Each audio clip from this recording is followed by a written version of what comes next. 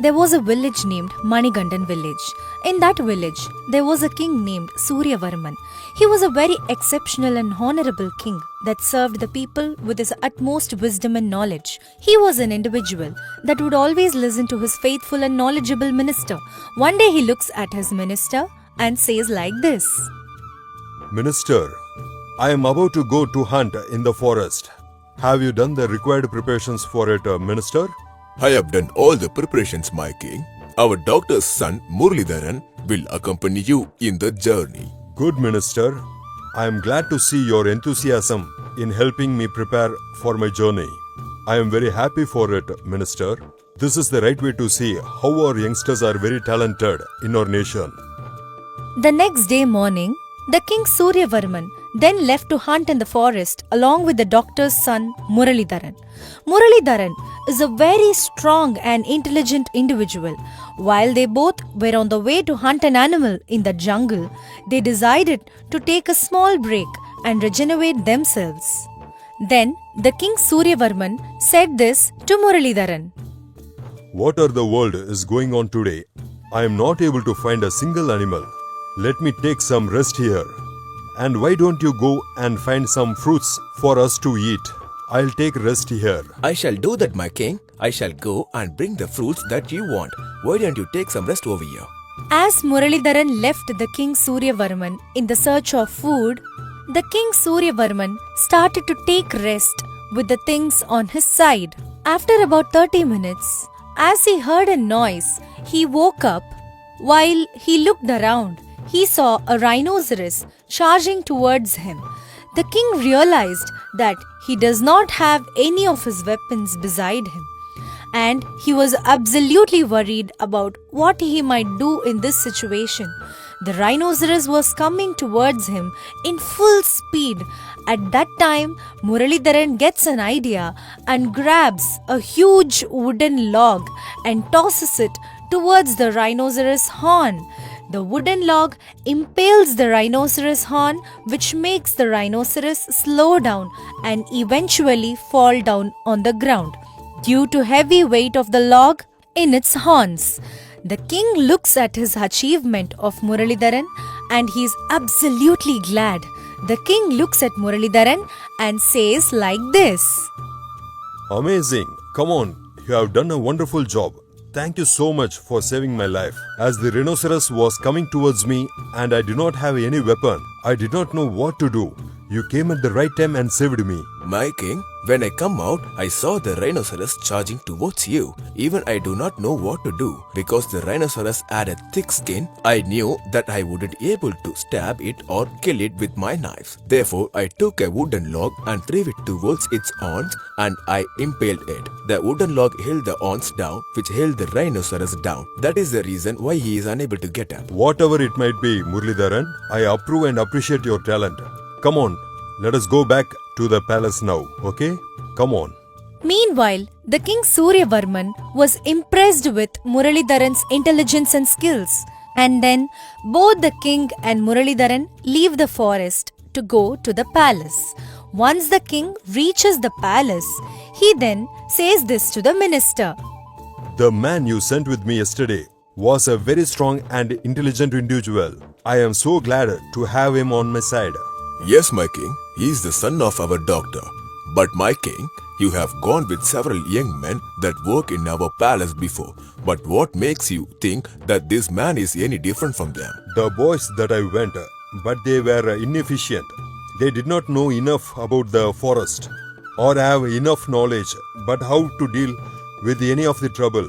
If there was a problem that would arise, I would be the man to solve it and they would just watch it from the side. But Muralidharan knew how to solve an issue and he actually saved my life today. He is very talented and intelligent. Of course, my king, he happens to be an youngster. Youngsters always have an extra courage and valor that old men don't. After that, the king started going out with Muralidharan every time he went to hunt.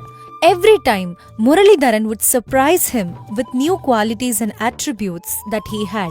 The king was very impressed with him. One day the king says this to minister. Minister, I think that Muralidharan would make a great commander for our kingdom. What do you say? My king, It has been our sacred tradition to only have the offsprings of the predecessors continue the job of their fathers. As of now, we cannot appoint anybody else as our commander-in-chief because we already have a son to take over Raghunathan's job. If we make Muralidharan as our commander-in-chief, a lot of people will question our decision. We can't keep giving jobs to people based on what their families are. We have to start giving jobs to people based on what their skills and talents are. Come on, Minister. We should change as a nation for a new way. The king is not at all interested in the kingdom rules. Meanwhile, the present commander-in-chief passes away, and all the ministers and the right-hand advisors suggest the king to appoint the commander-in-chief's son as the new commander. The king is perplexed with his thought. As he was thinking about this, his wife Devaki visits him and says this to him like this. What has happened to my king? You seem to be thinking about something seriously. Nothing, my dear. You already know that. Our nation commander passed away few months before. For that position, I am searching for new people who are talented in our nation. There are a lot of talented individual nation that can fit to be a commander. But all my ministers and my advisors are telling to me to select the man who belongs to the commander's family. I disagree with this. I want to select the man that is worthy for this position. But my king, the commander's son is the next commander. It is the kingdom's rules. This has been a tradition that we have followed for generations. If you fail to do this, then how will people accept our son tomorrow when we arrange them to be a king? You know who I am. I did not attain this kingdom because of my father or my grandfather. I attained this kingdom because of my war and my conquest. If my son wants to be a king, he would have to go through the same things that I had to go through. He would have to win in the competition with other individuals who want to be king as well. I want to stop this tradition of fathers and sons taking over positions in our kingdom. But I need the permission of all the people, or else I would not be able to do it. This is what I am thinking about, my dear. My king, if you trust me, come on, I have an idea that can solve your problem easily. If everybody can agree with my opinion, I am willing to listen to any idea. Tell me immediately, what is your plan, my dear? I would like you to tell me, who do you think is so worthy of becoming the next commander? The person that I have in mind to be a commander is none other than the doctor's son Muralidharan. I have seen from my own eyes his multiple talents and attributes, and I think he is a perfect fit for the position. I have an idea. Come on, why not include Muralidharan and the commander's son and several other individuals to compete in a competition and select the winner as the commander-in-chief? My king, do you have confidence that Muralidharan would win the competition and become the commander? Not only I am confident that he would also win in such a dominant fashion that nobody would even question him in any way, shape or form. Great, my king. So all you have to do right now is convince everybody in our nation that is a new way to find who the commander is. You just have to make them believe that this is the God's command. I agree with you, my dear. I shall announce to my minister that there has to be a competition for commander position. The king held a competition between several aspiring youngsters to fit into the position of commander. As the king expected, Muralidharan passed in flying colors and succeeded above everyone else. And then there is commander's son Raghunathan in second place, minister's son Sanjay in third place, and the prisoner guard's son Sanjeev in the fourth place. Got selected. And the next day morning, the king Suryavarman looked at his minister and said like this. First of all, I would like to congratulate in all your trials. Right now, we are at a paradigm shift where we are making chances to the administrational behavior of our nation. Before we would select people based on who their parents are. Come on now, we are about to select people based on what their skills and talents are. By the way, you 4 people shown your talent and won the competition and standing before me. So, what I am going to say now is, I hope all you agree to this decision what I have made. And I hope that you believe in the same opinions that I do. As soon as the king said this, all the ministers agreed to it as they had immense respect and adherence to the king. I am glad that all of you have accepted my decision. I would like you all to know that this decision is not just mine, but it is also the decision of the gods. I have also taken a lot of advice from my wife regarding this decision. At this moment, the king calls his wife and says like this. If you don't mind, I would like you to help me implement and execute this plan that I have. I will definitely help you with anything you want, my king. The king tells his wife certain instructions and his wife does as he says. She takes 4 pieces of paper and writes all 4 of their names and she goes to her room. In her room, she takes 4 different boxes and places each name in each box. She then brings all the 4 boxes to the king and gives it to him. Then the king says to all the members in the palace, Right now, I am about to execute my plan. All of you have completed in several different trials and tests. And rightfully, Muralidharan should be the commander, as he has won each and every contest in flying colors. But as this is opposed to the sacred tradition of our nation, I shall find a way to make sure that this decision is not only mine, but it also the decision of the Lord. My wife has given 4 boxes with 4 of your names and given to you. I mentioned to give each and every one of them boxes of their own. Finally, the given box should have your name. That man will be selected to be the new commander-in-chief of our nation. You all should accept this decision of the Lord. As soon as the king Suryavarman said this, come on, all the people and the ministers agreed to it without a shadow of a doubt.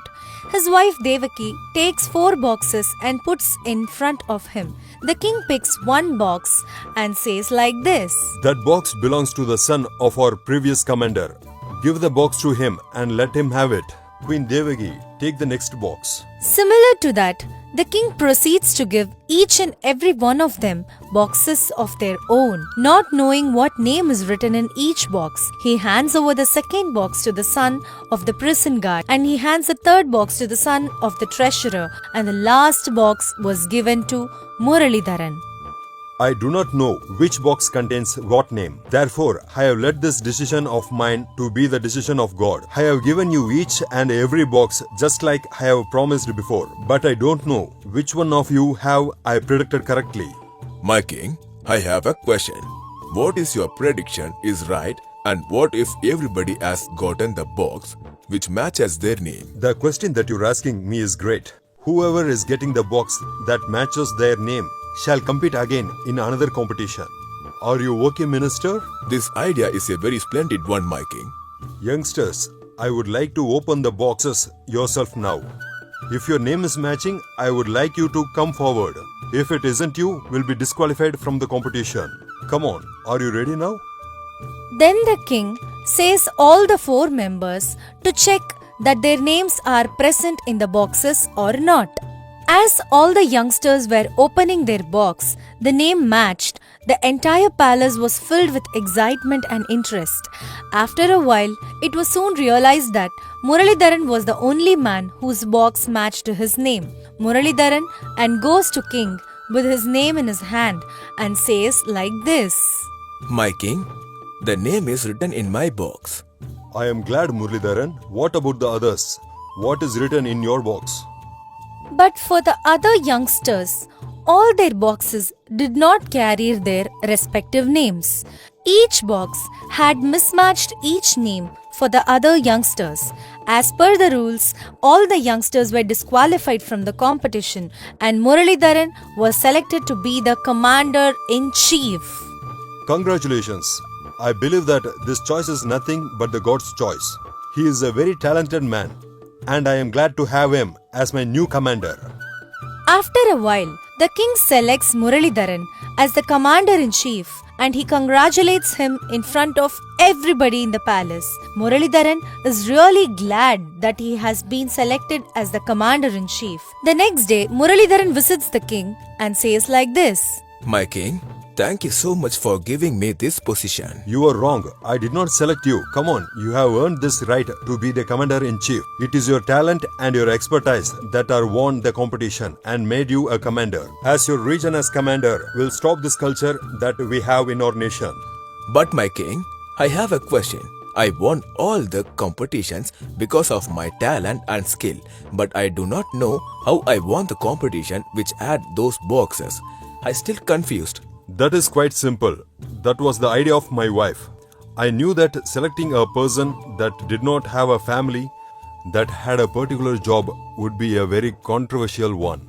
That is why I made up an idea to involve the gods and claim it to be a god's decision. My wife smartly knew exactly how I would think when she presented me those boxes. To every way she would present me those boxes, I realized what name she is trying to say. The way she would let me know about whose name is in whose box, and was in the way she is holding it. If the right hand is above the box, he is Raghunath. If the left hand is above the box, he is Sanjeev. If the right hand is below the box, he is Niranjan. If the left hand is below the box, he is Muralidharan. In each and every way she held the box, I knew whose name was exactly in the box. And when it was finally your name that was in the box, I knew it exactly. Thank you so much for making that decision making. You have proven to me that having a background or a family is not important to achieve in life. All you need is talent and skill. Muralidharan went on to be one of the most efficient commander-in-chiefs that had ever lived in that nation. He protected and guarded and won several wars of the nation and earned a great name and fortune because of the king. If you like this story, do like it, share it. For more news stories, please subscribe our New Stories Book English YouTube channel.